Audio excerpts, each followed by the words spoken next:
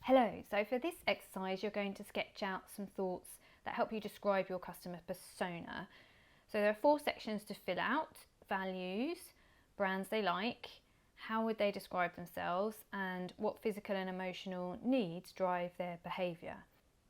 So when we say physical and emotional needs that drive behaviour, so this is so the physical ones or the rational ones are more like, you know, I need my coffee in the morning to wake me up, and I need the thing that makes my coffee to be really simple to use, because at 6 a.m. in the morning when I have to wake up, my brain isn't working properly and I need it to just work. So that's like a physical, practical need that needs solving by a product or a service.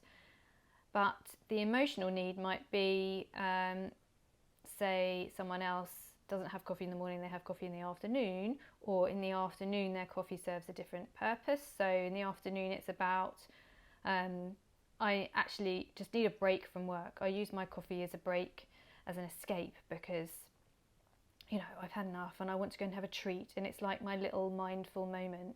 So actually in the afternoon I use my pour over, because I actually quite like weighing out the beans and watching the circle of the water go through the pour over, and it's a bit of a sort of meditative moment, and that's more of an emotional need that you're getting from the coffee, as opposed to just a physical one. I need it to wake me up.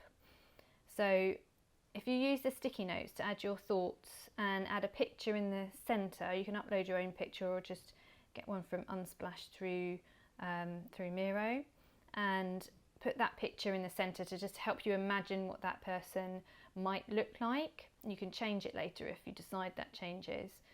So sometimes it's helpful to imagine the persona as someone famous, if they've got a distinct character, if that helps you, or a character from a book.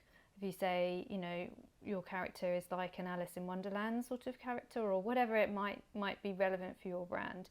So if you can find someone who fits, or a personality who fits, just add their picture in there in the centre. The next section is a mood board. So here we just want to try and understand what their world looks like. So are there any aesthetics that fit into that world? Is there a particular style that this persona embodies?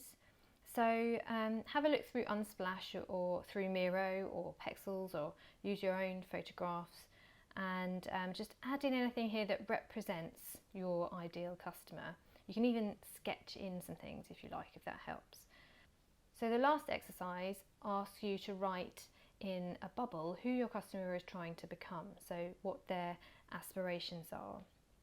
So this may sound a little bit abstract, but if you think about it, we're all on a bit of a journey. So we're all trying to become more something, more eco, more successful, more calm and at peace, or more creative, and we feel that's what we're doing in all different areas of our lives.